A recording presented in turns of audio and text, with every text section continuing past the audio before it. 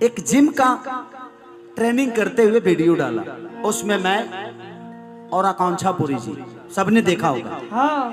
सबको लगता है कि बहुत अश्लील है।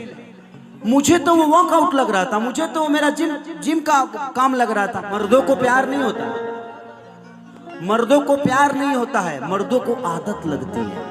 लड़कियों को प्यार होता है और प्यार कहीं भी हो जाता है। हम मर्द ऐसे होते हैं कि एक लड़की के लिए अपने आप को बदल देते हैं, लेकिन एक लड़की उस मर्द को ही बदल देती है। संतोष पागल अरे हाथ के लकीर में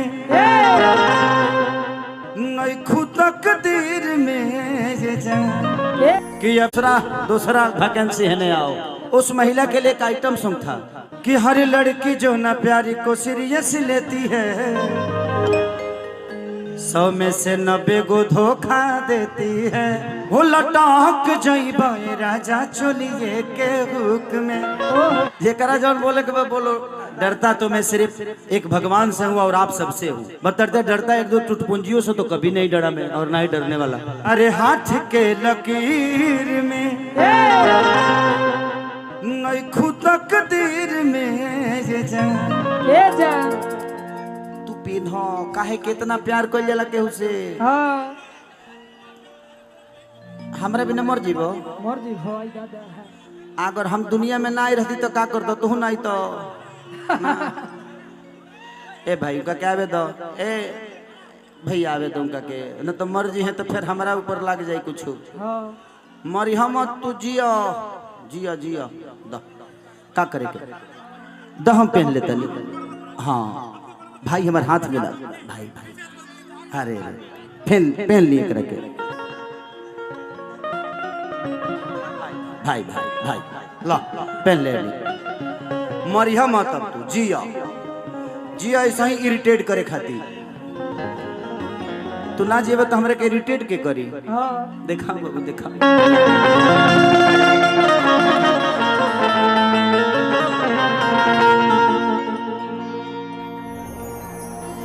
कि अब जा जा जा जान भुला जाइया। हाँ। ये गाना एक मेरा सिनेमा आया था जिसमें मैंने किसी महिला के साथ काम किया था। हाँ। बलम जी लव यू। Love you. उसमें उस महिला के लिए मैं गाया था ये गाना। और उसमें एक और महिला आई थी, उस महिला के लिए एक आइटम सॉन्ग था कि हर लड़की जो ना प्यारी को सीरियस लेती है,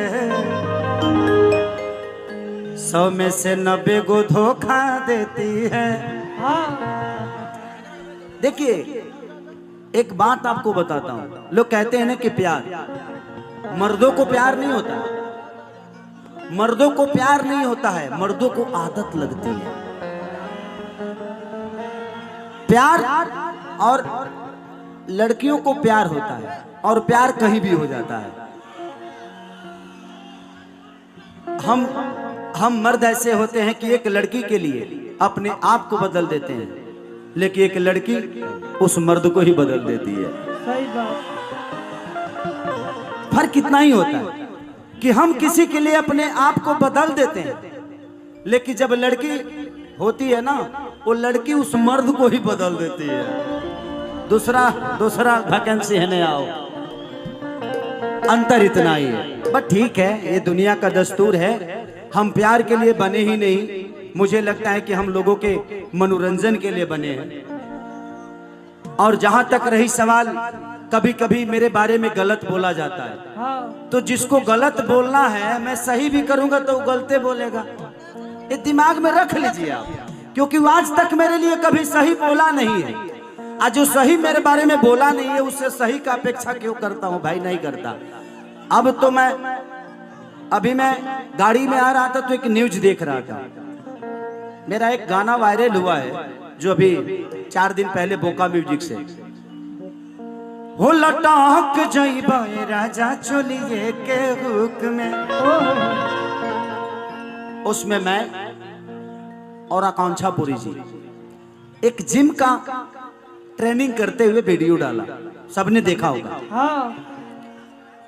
सबको लगता है कि बहुत अश्लील है। मुझे तो वो वर्कआउट लग रहा था, मुझे तो मेरा जिम जिम का काम लग रहा था, तो मैंने तो उसके हिसाब से किया। अब लोगों को गलत लगता है तो मेरा क्या, हम संतोष पागल जेकरा जौन बोले के बोलो। देखिए डरता तो मैं सिर्फ एक भगवान से हूँ और आप सबसे हूँ। बतरते डरता एक दो टुटपुंजियों से तो कभी नहीं डरा मैं, और ना ही डरने वाला। हाँ का करी, कलाकार हो गए आदमी ना तो मन बढ़ू कम थोड़ी हो। कलाकार हो गए से बर्दाश्त करके पड़ेला।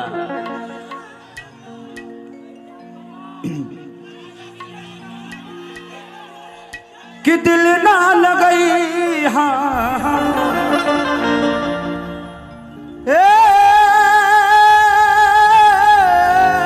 जाना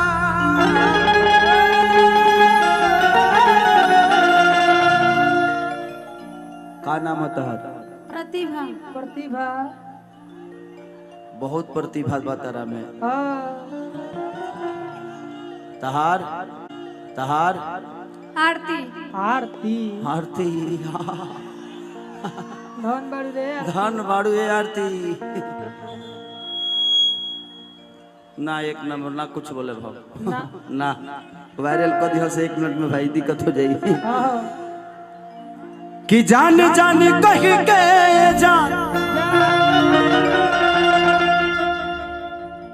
अरे जान कोई दिहलू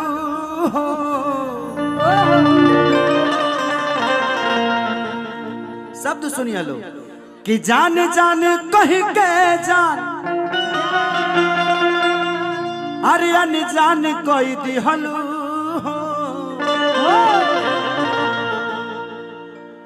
अज से कैलू प्यार बदनाम कोई दिहलू